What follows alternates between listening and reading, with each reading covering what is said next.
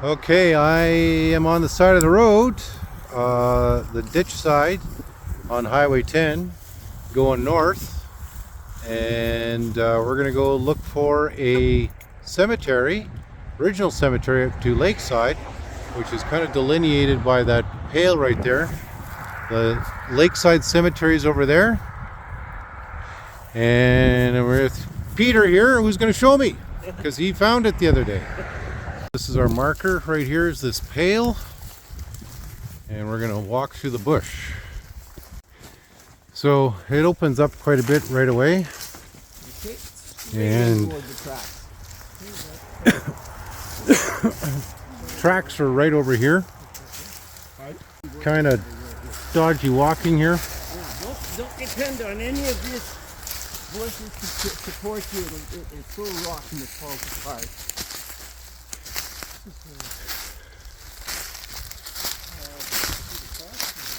Yeah. Really got to watch your step here. Yeah. And I don't know if this is what you delineated or not. Yeah. Here? Left. Okay. There's one. There's this marker for nothing. I don't know what this is here. But you didn't put that up? Nope. Okay, so that's nothing. But why you did put a marker on a stump that's tied together by a nothing of prayer?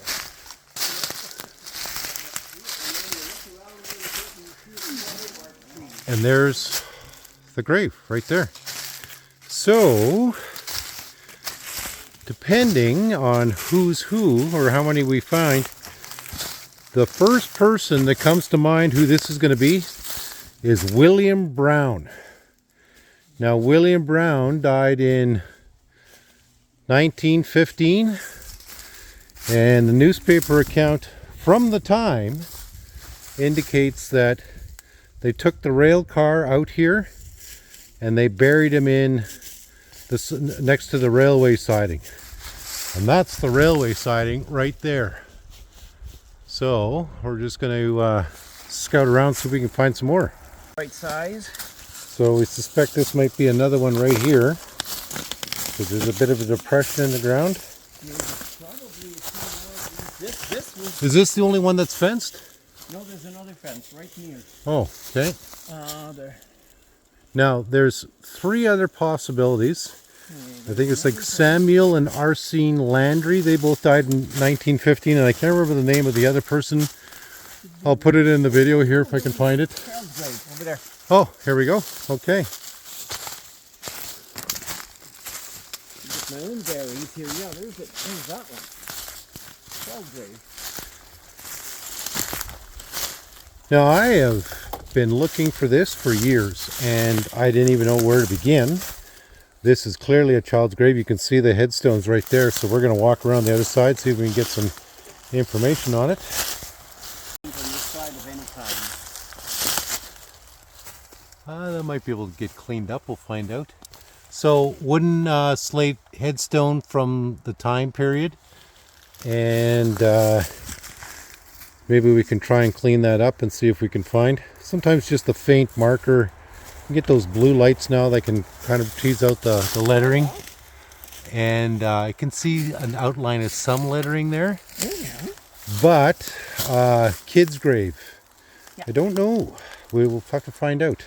So this is the only two you found, right? The only two other markers and some maybe suspect little impressions. There's another depression right here, but there's no marker per se here. It's about the right size though. Yeah, that would indicate a depression for a grave. And being so close to this one, it's a really good indication. There's another depression right over there. And these, I remember when it was more obvious, these were not organized. Yeah. They were just, so there's a depression here that could be a possible grave. they were just wherever, yeah? Yeah. So, now, again, the Lakeside Cemetery at this time, which would be over there somewhere, Yeah. Started, they called it the New Cemetery. And so from the newspaper accounts of the time, there's 4 people like I said, William Brown, Samuel and Arsene Landry, and then there was one other person who I can't remember right now. And that would have been them being buried in here. So we're going to do some more walking around. Maybe we get lucky and find some more. So we're just at this other one here that's to the south of the other two. That's definitely a grave that's collapsed in. It's squared in. So, but nothing indicating like a marker would have been put up, and it looks like could be a dog's grave too. You never know. Child or dog. But you said there was another marker. It's not this one, though, right? No. Haven't found that one yet, eh? What I was looking for is that. It's small. Okay. It's just a stick in the ground, and it's a little one. Okay. A little man-made stick. Again, there's the railway siding there, and we're just tramping through the bush on the east side of the highway, number 10, coming into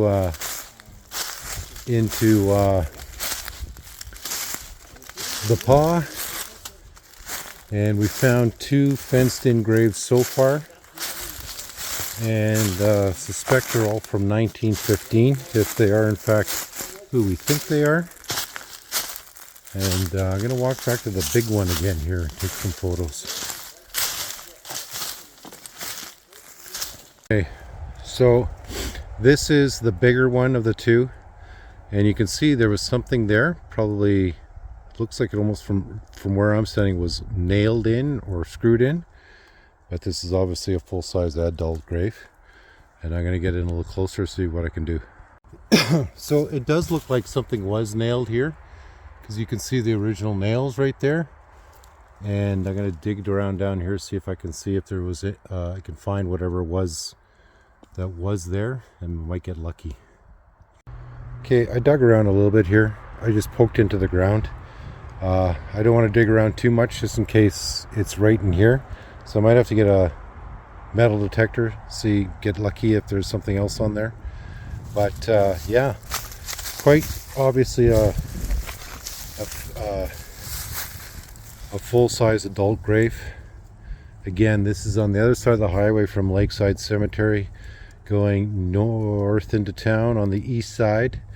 And so yeah, really excited. I've been spending years wanting to know where this is. So there was something on the nameplate, and it could be down here somewhere.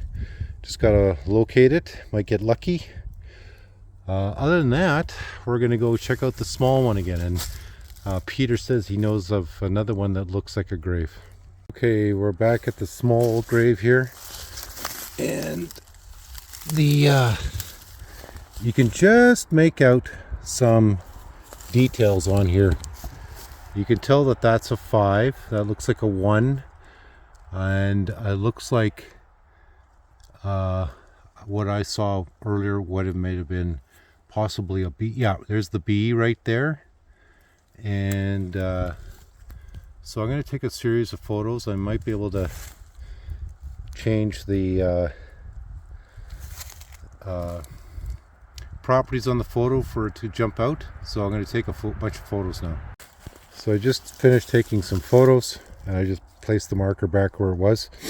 I've had some of these markers in the past where you can barely see it, but I might get lucky.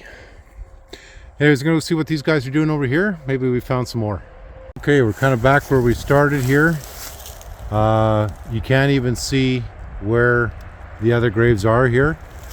What I did do was I put some yellow flagging out on the trees. Actually, there's the one right there, and the other one would be back over there. So we're looking for this other marker that was on the ground. That was like a piece of lumber, and we're going to just walk around here and might get lucky. So there's a metal pot here. I don't know if this was left for watering flowers or something. It's obviously, it's all rusted out. Can't find that other one right now, and we're just basically bushwhacking. But the boys are paying their respects over here, and we're going to keep on looking, see what we can find. Again, that's the railway siding right there. That's the highway. Lakeside would be that way, And we found 2 marked graves so far. And a couple of possibilities. So, Pete, you said you remembered this when you were a kid, or when your younger years. Is this what you remembered? Now, these were deeper.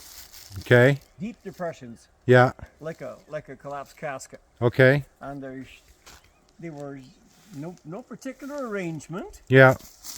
Just everywhere. Okay. And do you remember there being 2, or do you remember there being more? 8. 8. Least. And were they all? Did they all have a fence? Nope. Okay. Nope. So we might be walking over graves here, not even know it, because the ground's collapsed, and then like with all the pine needles and leaves and this that over the last 100 years, we just don't know. So we found a couple ones that potentially be graves, and like really good depressions. We just don't know, and without any marker, we don't know. But there's 4 really good possibilities that I have right off the hop of people that I can identify from that time period or where they're buried. And well, we're going to keep on looking for that mysterious one that eludes us, and maybe we get lucky before we leave here. No. Okay, so we literally, here's the bigger grave. I literally walked over here and I saw this, and you can see the nails in there. So this is a cross. I pulled this back. That's a piece of pressboard or something. That's modern garbage, yep. But there's clearly a grave here that's been delineated. So again, child or dog. Yeah. But something's been buried here, and nothing's marked. But we could find with the metal detector there's a plaque or something underneath there. Have to come back on a different day to look. So I'm going to mark this with some yellow flagging, and then keep looking. I don't know, we can see some wood frame timber here with some meshing over top, and it looks like a hinge or something here. So could be a bed frame for all we know, but it's looks like 2 very small people, or 2 burials in one there, because there's something on this side here too. Cross member. Yeah, so here's a cross member. So there's 2 burials here for sure, and no markers obviously. So I'll mark this and we'll see what we can see. We'll keep on bouncing around, might get lucky more. Yeah, there's a cross member. Okay, so there is evidence back here of other people doing other things, and we don't know what. So I don't know what this wood box is, but we'll check it out. So this is a box. I don't know, just a box. It's got screws, so yeah, somebody just left that there. So I think somebody just left this one here. Yeah, modern junk. Anyways, Pete thinks he seems to recall when he was a kid there was about 8 back here. Nothing with a headstone, but all with crosses. And so we might get lucky and find this other one here yet. So I don't know if I videoed this one before, but this is a pretty square here. That's really likely a child or a dog's grave. Marked it with a flag. And deeper than many. Yeah, and that it would go sink down that much over time. So we're still on the lookout for the other one, but if we don't find it, at least I know the area and we can come back to it. It's another one here, kind of collapsed in, possibility. Yeah, I bet you it is a possibility. And but again, nothing delineating a grave and no marker. Can't seem to find that other one, and we don't know where it might be. And because it's wood, it's mixing in with everything else. But what do you think, Pete? Was it a pretty good day or what? Oh yeah. Oh buddy, this is the most fun I've had in so long. I figured it was getting from the tracks, but then you come across this. Yeah. So, well, we got this one right here, and that one has the best chance of an ID because you can still see some of the lettering, and I might be able to reverse image some stuff in there so we can get the lettering teasing out of the photos. But there we go, in the bush, east side of the road, traveling south into, west side of the road, traveling south into sorry, East side of the road, traveling north into the Paw, on number 10, and we're Lakeside Cemetery over there somewhere. Yeah, before the Indian burial. And before the Indian burial grounds, and so we're really excited that we might be able to find some guys here. And Pete figures there was about 8 when he was younger. Yeah. John just mentioned he saw these when he was a kid too. And so one here, one over there, and we're going to keep on doing our investigation and clean up this summer, and that's it. So we're using this pail right here as our delineator for the entrance. So it looks like an old Shell oil or Gulf oil pail. This is Pete's truck here. If you are going to come out here, you get this much energy. Again, Lakeside is right on that corner right there. And go check out this bulletin board. So see which one it's identifying. So it's the Andersen Inn and Suites highway sign. Boys are going to come out over here. And that's Pete's truck. So that's our little adventure for today, guys. It's early May. I think it's May 13th. Boys are just coming out of the bush here right now. If you do come, note that there's lots of water in the ditch. Pete's parked in the ditch. Hopefully we can get out. But the boys are coming out right now, and that's our adventure. If you know anything more about this cemetery or who's buried in here, let me know. We're back in town here now, and we're going to go through some of the ones that we think here. This is William Brown. This is the first, this is who I suspect is in the big grave. And he died 20 September 1915. And we know he was buried near the railway siding because the original newspaper at the time, the Paw Herald, said that. And it says here, the funeral of Mr. William Brown took place on Wednesday afternoon at 2:30 from the undertaking establishment of Geimer Brothers. Quite a number of prominent citizens attended. Owing to the bad conditions of the road to the cemetery due to bushfire, the body was conveyed to the burial ground on a C&R flat car, the place of interment being a close proximity to the railway track, while hand cars here bore the mourners. Reverend Mr. Cormie conducted the service at the grave. Deceased was well known in this district and at Melfort, where he was a building contractor for about 8 years. Since coming here some 5 years ago, he has filled several positions in the service of this town with general satisfaction, and at the time of his death, he was caretaker of the fire hall and public schools. So this is the first guy, like the one with the big grave, that I figured he is. And yeah, and now the next 3 possibilities, they all happen pretty much will bang one after another. Clarina Georgina Niefranker Landry. Now I suspect she may have been buried in the Catholic cemetery. However, she passed away, and the same thing, the newspaper account says that she died suddenly, and then she left her husband and several children. And that the funeral took place Tuesday in the new cemetery. Again, Lakeside was called the new cemetery. The next one, Paulina Celine. But we think that, I think anyways, that she was, I know she died of typhoid fever. She was 24, but she could have possibly been in the Catholic cemetery. And this was a strange funeral for people. So it says the first Russian funeral held in the Paw on Wednesday when Mrs. William Celine died in the hospital on Tuesday morning from typhoid fever, was laid to rest in the new cemetery. Well, there's no indication that this person ever was buried in Lakeside because I've never found a marker, and I have no idea if there is. But about 50 friends married with the casket on some, marched with the casket on some of their shoulders, chanting the Greek Catholic funeral dirge. A heavy sleet was falling, and the marchers with bared hands trudged for 3 miles through the heavy mud. A large wooden cross was carried by a relative, and 2 young boys carried them between a large photo of the Virgin Mary.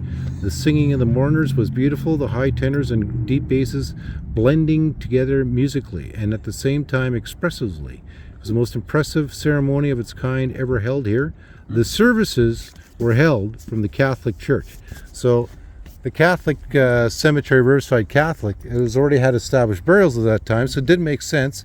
And if you got to march 3 miles through the mud, are you going to go to that way, or are you going to go to the Riverside? Now, Samuel Landry, this is the husband of Clarina. He only lived like 70 days after the, and again, he was 66 years, died of mitral regeneration. I think that's something with the heart. The death of Arsene Landry, age 66 years, took place suddenly Friday morning. Mr. Landry was in excellent health the day previous, and his death came as a shock. It was 35 days from last Friday that his wife died. So it's my correction, 35 days. The funeral was held Saturday morning from the Catholic Church. 2 sons and a daughter survived. Again, possible burial in the Catholic cemetery. So that one has it's clearly a child's grave. So that one is a child's grave, and I don't know right now. But Peter, I want to thank you and shake your hand for being part of this discovery of the abandoned cemetery. John doesn't want to be camera, so quick shot of John. There we go. And yeah, thank you for showing me. And we'll get this video up and we'll show the whole town, and it's just part of our town history, guys.